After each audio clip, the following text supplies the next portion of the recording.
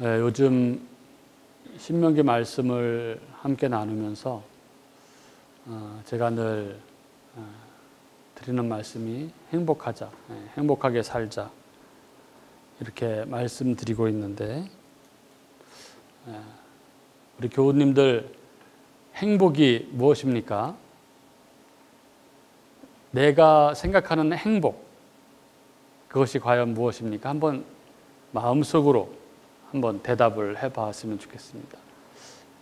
행복이 무엇입니까? 행복은 아이스크림이다. 뭐 뜬금없는 이야기처럼 들릴지 모르지만 이 말은 행복을 학문적으로 다룬 행복의 기원이라는 책이 주장하는 내용입니다. 아이스크림은 입을 잠시 즐겁게 하지만 반드시 녹는 것처럼 행복도 그렇다는 것입니다. 그럼 냉장고에 넣어두면 되지 이렇게 생각할지 모르지만, 그러나 심리학자인 이 저자 서은교 교수, 연세대 교수인데, 그는 행복의 나라에는 안타깝게도 냉장고가 없다고 아주 단언합니다. 사람들은 흔히 성공만 하면 고생 끝 행복 시작이 삶이 펼쳐질 것이라고 그렇게 생각을 하죠. 그래서 성공을 쫓으며 현실을 인내하며 삽니다.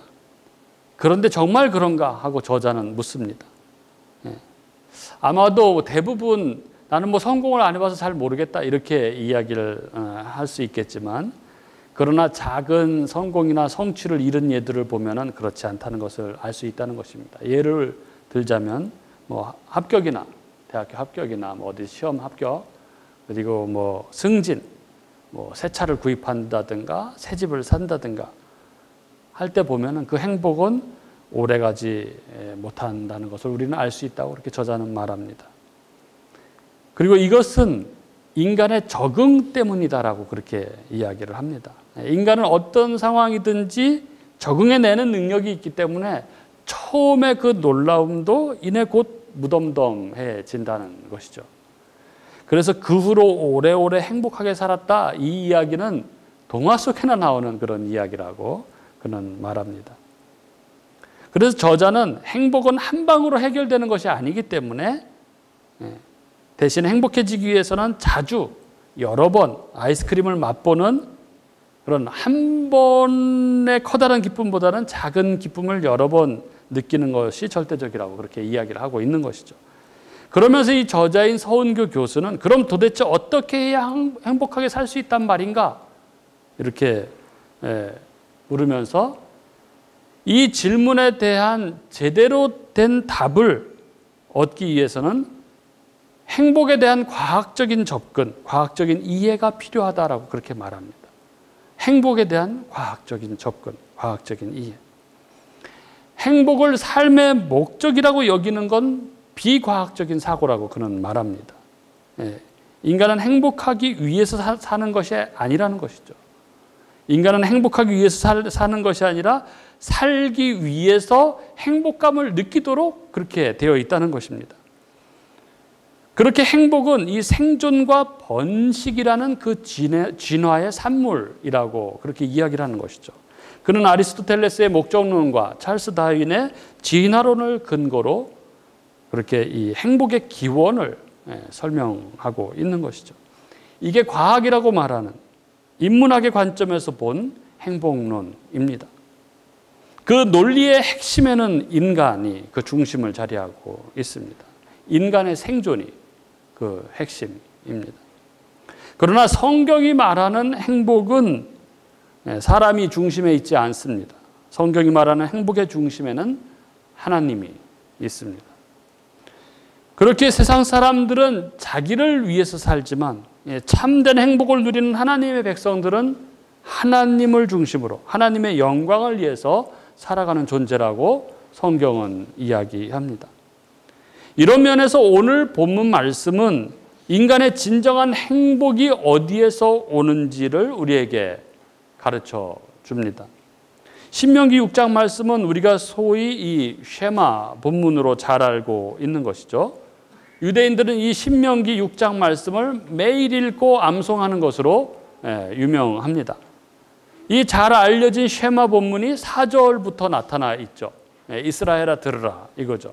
원래 이 쉐마라는 말이 들으라라는 뜻이기 때문에 4절의 첫 부분이 쉐마 이스라엘 이렇게 시작합니다. 이스라엘아 들으라. 이것은 하나님의 명령입니다. 곧 어떻게 살라는 것에 대한 하나님의 지침의 말씀인 것이죠. 오늘 우리는 이 쉐마와 이 쉐마가 속한 말씀을 들음으로써 하나님 백성이 어떻게 살아야 하는지에 대해서 생각해 보고자 합니다. 먼저 4절부터 시작되는 이 쉐마의 명령 앞에 나와 있는 1절부터 3절의 말씀은 하나님께서 왜 이 명령, 이 쉐마 말씀을 주셨는지에 대해서 설명하고 있는 그런 부분입니다. 1절에 보면 이 말씀이 주어지는 배경이 나와 있죠. 이렇게 되어 있습니다. 이는 곧 너희의 하나님 여호와께서 너희에게 가르치라고 명하신 명령과 규례와 법도라. 너희가 건너가서 차지할 땅에서 행할 것이니 이렇게 되어 있죠. 여기 이 명령, 규례, 법도라는 이 세 표현은 신명기에서 5장, 6장, 7장, 8장, 11장, 26장, 30장에서 다 하나님의 율법, 하나님의 계명을 통칭하는 용어로 사용되었습니다. 즉 4절 이하의 쉐마 본문은 이스라엘 백성들이 약속의 땅인 가나안에서 꼭 행해야 할 규례들인 것이고 1절에서 3절은 그 규례를 행하라고 하나님께서 명령하신 목적이 나타나고 있는 것입니다. 이렇게 볼 때 이 1절에서 3절의 내용을 주제구문이라고 이렇게 말할 수 있는 것이죠. 4절 이하의 내용은 그 명령의 내용이고 1절에서 3절의 내용은 하나님께서 이 명령들을 주신 목적에 대한 설명인 것입니다. 그렇다면 하나님께서 4절 이하에서 말씀하시는 이 쉐마 명령의 목적이 무엇입니까? 하나님께서 이 규례를 행하라고 말씀하신 이유에 관해서 2절 말씀에 그 답이 나와 있습니다. 2절 말씀은 이렇습니다. 곧 너와 내 아들과 내 손자들이 평생에 내 하나님 여호와를 경외하며 내가 너희에게 명한 그 모든 규례와 명령을 지키게 하기 위한 것이며 또 내 날을 장구하게 하기 위한 것이라. 이 2절의 문장은 히브리어로 뭐뭐 하기 위하여라는 뜻을 가진 전치사 르가 3개가 들어있는 그러한 문장으로 되어 있습니다. 즉 뭐뭐 하기 위하여라는 것이 3가지가 들어있는 것이죠. 그 첫 번째가 바로 경외하기 위하여입니다. 2절 앞부분 이렇게 되어 있죠. 곧 너와 내 아들과 내 손자들이 평생에 내 하나님 여호와를 경외하기 위하여. 그러니까 하나님께서 4절 이하의 쉐마 본문을 통해서 그들이 지켜야 할 규례를 말씀하셨는데 이것을 부지런히 행해야 하는 이유가 여호와 하나님을 경외하기 위해서라는 말입니다. 그들은 하나님을 경외하기 위해서 마음을 다하고 뜻을 다하고 힘을 다하여 하나님을 사랑해야 하고 말씀을 마음에 새겨야 하고 자녀에게 부지런히 가르치고 앉았으나 누웠으나 일어날 때나 이 말씀을 강론해야 하고 또 손목에 메고 이마에 붙이고 문에다 기록해야 하고 했던 것입니다. 하나님께서 부지런히 말씀을 읽고 묵상하라고 한 것의 첫 번째 이유가 하나님을 경외하기 위하여라는 것입니다. 그리고 두 번째 목적은 지키게 하기 위하여입니다. 바로 다음에 이어지는 말씀이죠. 내가 너희에게 명한 그 모든 규례와 명령을 지키게 하기 위하여입니다.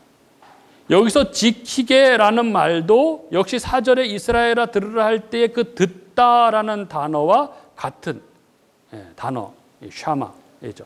이 샤마는 단순히 소리를 듣는 것을 의미할 뿐 아니라 순종한다라는 의미를 가지고 있습니다. 그러니까 4절 이하의 쉐마 본문을 열심히 행해야 하는 두 번째 이유는 그들이 하나님 말씀을 잘 듣는 하나님 말씀에 순종하는 하나님의 백성이 되게 하기 위하여라는 것이죠. 그리고 세 번째 목적은 장구하게 하기 위하여입니다. 2절의 마지막 부분이죠. 또 내 날을 장구하게 하기 위하여. 이 쉐마의 세 번째 목적은 사람의 유익을 위한 것입니다. 하나님의 말씀을 끊임없이 묵상하고 그 말씀을 순종하면 그는 장구하게 되는 복을 받는다는 것입니다. 여기에 장구하게 된다라는 이 표현을 우리는 잘 이해할 필요가 있죠. 이것은 단순히 오래 산다 이런 의미가 아니라 이 의미는 약속의 땅에서 끊어지지 않게 된다라는 그런 의미이죠. 그래서 내 날이 장구하게 된다는 말씀 뒤에 3절에 보면 약속의 땅에 대한 언급이 나오고 있는 것이죠. 그래서 3절은 2절 뒷부분에 대한 설명이라고 할 수 있습니다. 그래서 2절에 내 날이 장구하리라라는 말씀은 3절에 젖과 꿀이 흐르는 땅에서 내가 크게 번성하리라라는 말씀과 같은 의미인 것이죠. 이렇게 1절에서 3절까지의 말씀에는 하나님께서 4절의 쉐마 본문을 지키고 이해하라는 명령을 주신 이유가 나타나 있습니다. 그것은 여호와를 경외하고 하나님의 말씀에 순종하여 그들의 날이 약속의 땅에서 장구하게 되기 위하여라는 것입니다. 그렇습니다. 하나님께서는 출애굽한 당신 백성이 하나님을 경외하고 하나님 말씀에 순종하여 하나님께서 주신 약속의 땅에서 장구하게 살기를 원하셨습니다. 이것이 하나님께서 4절 이하의 말씀을 사모하고 묵상하도록 명령하신 이유입니다. 그렇다면 우리는 이렇게 하나님을 경외하고 그 말씀에 순종하며 하나님이 주신 약속의 땅에서 장구하게 사는 복을 누리기 위하여 어떻게 해야 합니까? 무엇을 해야 합니까? 그 구체적인 내용이 4절 이하의 쉐마 본문에 나타나고 있는 것입니다. 이것을 행해야 앞에서 살펴본 세 가지 내용을 성취할 수 있는 것입니다. 쉐마 본문은 이렇게 시작합니다. 4절과 5절 이스라엘아 들으라 우리 하나님 여호와는 오직 유일한 여호와시니 너는 마음을 다하고 뜻을 다하고 힘을 다하여 내 하나님 여호와를 사랑하라. 하나님은 이스라엘을 향해서 너는 마음을 다하고 뜻을 다하고 힘을 다하여 내 하나님 여호와를 사랑하라 말씀하십니다. 여기 마음을 다하여라고 할 때 마음이라는 것은 의지나 지성이 자리 잡은 곳입니다. 즉 하나님을 마음을 다하여 사랑하라고 하는 것은 나의 의지를 다해 나의 지성을 다해 하나님을 사랑하라는 말입니다. 그리고 뜻을 다하고라고 할 때 이 뜻이라는 단어가 네페시가 쓰였는데 이것은 영혼을 의미하는 단어입니다. 그러니까 히브리적 사고방식에서의 영, 즉 네페시는 그 사람의 감정, 열정, 욕망이 자리 잡은 곳입니다.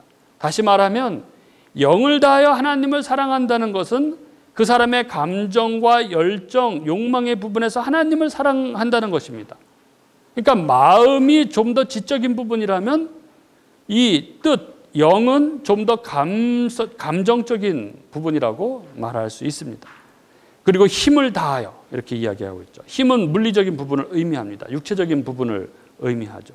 즉 마음속으로 감정과 지적인 부분에서만이 아니라 육체적인 부분에서도 하나님을 사랑하라 이렇게 명령하고 있는 것이죠. 즉 여기 마음, 뜻, 힘을 다해 하나님을 사랑하라는 것은 인간의 모든 부분을 다해서 하나님을 사랑하라. 즉 전인 우리의 모든 부분을 다하여 하나님을 사랑하라 이렇게 말씀하고 계신 것입니다. 왜요? 그분은 4절에 우리 하나님 여호와는 오직 유일한 여호와시기 때문에 그런 것이죠. 우리 하나님은 여호와 스스로 계신 자입니다. 창조주이시죠. 전능자이시기 때문이라는 것입니다. 그분만이 오직 하나님 유일한 여호와시기 때문이라는 것입니다.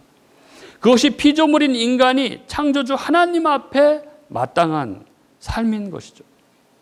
이것이 이 창조주 의존적 피조물인 인간이 하나님을 의지함으로 하나님께 순종함으로 그 창조주 하나님으로부터 부어지는 모든 충만한 생명력 곧 복이죠. 그 복을 누리며 살아가게 되는 것입니다. 그것이 창조의 질서요. 그것이 인간이 인간답게 하나님이 하나님답게 존재하는 방식인 것입니다. 따라서 우리는 어떻게 하면 내가 잘 살 수 있을까에 관심을 두며 살아가야 하는 것이 아니라 어떻게 하면 내가 하나님의 영광을 위해서 살아갈 수 있을까? 어떻게 하면 하나님의 영광을 나타낼 수 있을까에 모든 관심을 기울여야 하는 것입니다. 그리고 그때 우리는 비로소 우리가 어떻게 살아야 하는 것인지에 대해서 자연스럽게 알 수 있게 되는 것입니다. 그러나 마음을 다하고 뜻을 다하고 힘을 다하여 하나님 여호와를 사랑하라고 하는 것을 우리에게 주어진 이 실천적인 문제로 보시면 안 되는 것이죠. 즉 이것은 현재 우리들의 마음이 여호와 하나님을 향하고 있는가를 묻고 있는 것입니다. 우리 삶의 방향성을 묻고 있는 것이죠. 우리의 가치관이 어디를 향하고 있는지를 묻고 있는 것입니다. 내 하나님을 사랑하는 것은, 우리가 하나님을 사랑하는 것은 결코 우리의 힘으로 되어지는 것이 아닙니다. 우리에게는, 우리 안에는 하나님을 사랑할 만한 사랑이 존재하지 않습니다. 그래서 내 사랑으로 하나님을 사랑하기 위해서 애쓴다면 결국 제풀에 지치고 말 것입니다. 많은 사람들이 신앙에 낙심하고 지치고 방황하는 이유가 바로 여기에 있는 것이죠. 자기 힘으로 하나님을 사랑하고 섬기려고 이렇게 애쓰다 보니까 뭐 해도 끝이 없는 것처럼 느껴지고, 그래서 결국 낙심하고 방황하게 되는 것입니다. 하나님을 사랑하라는 것은 이렇게 어떤 행위를 제시하는 것이 아닙니다. 그 어떤 행위로도 하나님의 사랑을 만들어낼 수는 없습니다. 그렇게 전인으로 하나님을 사랑하라는 이 말씀은 나 자신을 보지 말고, 자기를 보지 말고 하나님만 바라보고 살라는 그런 의미인 것이죠. 하나님이 어떤 분이신지를 알고 하나님이 우리에게 베푸신 일들을 생각하고 그리고 그 은혜를 누리고 감사하라는 그런 의미입니다. 그렇기 때문에 우리 교우님들 자꾸 하나님 앞에 뭔가를 하려고 그렇게 애쓰지 마십시오. 하나님을 사랑하려고 무언가 해야 한다고 생각하지 마십시오. 우리가 뭔가 하지 못해도 하나님은 우리를 사랑하십니다. 하나님이 우리와 함께 하신다는 것은 우리의 어떤 조건을 보고 우리와 함께 하실만 하시기 때문에 함께 하시는 것이 결코 아닙니다. 우리가 신앙생활을 제대로 하지 못하고 우리가 늘 말씀 안에 거하지 못하고 우리가 여차하면 또 잘못을 범하고 해도 하나님은 여전히 우리와 함께 하십니다. 바로 이것이 우리의 기쁨이요 우리의 감사의 이유인 것이죠. 그런데 자신이 뭔가 열심히 함으로 그 결과를 가지고 기쁨을 찾으려고 하기 때문에 쉽게 지치고 낙심하게 되고 금방 기뻤다가도 금방 낙심하게 되고 하는 것입니다. 데살로니가전서 5장 18절은 우리에게 범사에 감사하라 이렇게 말씀합니다. 즉 감사는 모든 일에서 어떤 경우에서라도, 다시 말해서 내가 신앙생활을 잘 제대로 못하고 있는 가운데서도 감사는 사라져서는 안 되는 부분이라는 것이죠. 왜 그럴까요? 그분은 내가 신앙생활을 잘못해도 여전히 나를 사랑하시고 나와 함께 하시기 때문에 그렇습니다. 감사하겠다고 애쓴다고 해서 감사할 수 있는 것이 결코 아니죠. 하나님이 어떤 분이신가를 알 때, 그것을 깊이 느낄 때 감사가 저절로 나오게 되는 것입니다. 마찬가지로 사랑도 내가 애쓴다고 해서 내가 하나님을 사랑할 수 있는 것이 결코 아닙니다. 하나님이 누구신가를 알 때 하나님을 사랑할 수 있게 되는 것입니다. 하나님께서 나를 사랑하신 그 사랑으로 하나님을 사랑하게 되는 것입니다. 그리고 이때 우리는 우리 자신을 보지 않고 하나님을 보며 살아가게 될 수 있는 것입니다. 그래서 쉐마의 이 구체적인 내용을 담고 있는 6절부터 9절의 말씀, 오늘 내가 내게 명하는 이 말씀을 너는 마음에 새기고 내 자녀에게 부지런히 가르치며 집에 앉았을 때든지 길을 갈 때든지 누워있을 때든지 일어날 때든지 이 말씀을 강론할 것이며 너는 또 그것을 내 손목에 매어 기호를 삼으며 내 미간에 붙여 표로 삼고 또 내 집 문설주와 바깥문에 기록할지니라. 이 말씀을 율법적으로 이해하게 된다면 결국 우리는 이 하나님 말씀을 마음에 새기기 위해서 밤마다 노력을 할 것이고 밤낮으로 노력할 것이고 또 자녀들에게 가르치기 위해서 무진장 애를 쓸 것이고 그리고 집에 앉아 있을 때나 길을 갈 때든지 누워 있을 때든지 하나님의 말씀을 강론해야 할 것이고 뿐만 아니라 말씀을 손목 미간에 붙이고 또 손목에 붙이고 미간에 붙이고 집 문설주와 바깥문에도 기록해야 할 것입니다. 그래야 하나님을 경외하고 하나님 말씀에 순종해서 하나님께서 약속하신 땅에서 장구하게 살아갈 수 있게 될 것이기 때문에 그렇죠. 그러나 이렇게 살아갈 사람이 누가 있습니까? 이렇게 살아간다는 것은 불가능하죠. 우리 교우님들 하나님 말씀을 붙들고 살기 위해서 얼마나 노력하는지 잘 알고 있습니다. 기도회 때 이야기를 나눠보면 나보다 더 열심이다 이렇게 느껴집니다. 너무나 열심이죠. 그러나 그렇다고 해서 이렇게 살아갈 수 있습니까? 이렇게 살아갈 수 있습니까? 오늘 본문의 말씀은 율법적인 차원에서 실천을 요구하고 있는 것이 아니라 우리의 삶의 전체가 하나님을 사랑하는 삶, 하나님을 바라보는 삶이 되어야 된다고 말씀하고 있는 것입니다. 그래서 내가 하나님의 말씀을 열심히 보는 것, 그것이 내가 하나님 앞에 무언가를 했다, 그래서 이 수고에 대한 합당한 보상을 바라는 것이 아니라 그 말씀 안에 우리를 향하신 하나님의 사랑이 가득 담겨 있기 때문에 하나님의 말씀을 보는 것입니다. 우리를 왜 창조하셨는지, 우리는 어떻게 죄 가운데 들어가게 되었는지, 그런 우리를 위해서 하나님께서 어떤 희생을 치르셨는지, 그리고 죄로 오염된 우리를 어떻게 성화시켜 가시는지, 그래서 우리의 마지막의 모습이 어떻게 될 것인지, 이 모든 것이 성경 말씀에 들어있기 때문에 그렇습니다. 나를 사랑하신 그 하나님을 알 수 있는 것이 말씀이기 때문에, 그래서 그분의 음성을 듣고 싶어서, 그분이 어떤 분이신지 알고 싶어서 말씀을 보는 것입니다. 내가 기도하는 것, 그것이 내가 기도하지 않으면 믿는 자로서 불성실한 것 같고, 또 이 기도가 힘든 거니까 기도를 하면 다른 사람보다 더 열심인 것 같이 느껴지고, 하나님 앞에 뭔가를 한 것 같아서 마음이 뿌듯하고, 그렇게 힘들게 하면서 하는 부탁을 하나님께서 잘 들어주실 것 같고, 그래서 하는 것이 아니라 기도야말로 나를 사랑하시는 그 하나님을 만나는 통로이고, 내 마음을 하나님의 마음에 맞추는 방도이고, 기도를 통해서 내가 겸손히 나를 사랑해서 나와 함께 하시며 내 삶을 인도해 가시는 그 하나님 앞에 우리가 설 수 있기 때문에 우리가 기도의 자리에 서는 것이어야 합니다.